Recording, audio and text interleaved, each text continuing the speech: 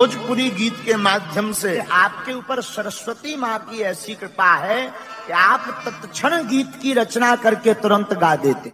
जय श्री राम।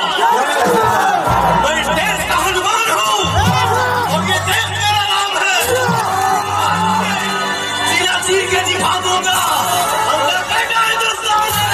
बागेश्वर धाम धीरेन्द्र शास्त्री बोले पवन सिंह भोजपुरी के हनुमान है। हम आपको दिखाएंगे वीडियो का पूरा क्लिप। उससे पहले आप चैनल पर नए हो तो चैनल को सब्सक्राइब एंड लाइक कर दें। दरअसल धीरेन्द्र शास्त्री बोलते हैं कि भोजपुरी गीत के माध्यम से आपके ऊपर सरस्वती माँ की ऐसी कृपा है, आप तत्क्षण गीत की रचना करके तुरंत गा देते हैं। धीरेन्द्र शास्त्री जी का कहना सत्य है कि जिसके ऊपर माँ सरस्वती की कृपा होती है वो जब भी गाता है तो दर्शक झूम उठती है। सही में देखा जाए तो पवन सिंह जब गाते हैं तो उनके गाने पर लोग डांस करने लगते हैं और झूम उठते हैं। और पवन सिंह जहां भी जाते हैं तो अपने गानों के दम पर ऑडियंस को झुमा देते हैं। सच में पवन सिंह के वाणी में मां सरस्वती का वास है, जिसे पवन सिंह मधुर और सुरीला आवाज में गाते हैं, जिसे दर्शक झूम उठते हैं। और देखा जाए तो पवन सिंह हिंदू धर्म सनातन के प्रति श्रद्धा भाव रखते हैं और भगवान की पूजा में लीन रहते हैं और अपने हिंदू धर्म के प्रति गरजते हैं। जय श्री राम। मैं इस देश का हनुमान हूँ और ये देश मेरा राम है।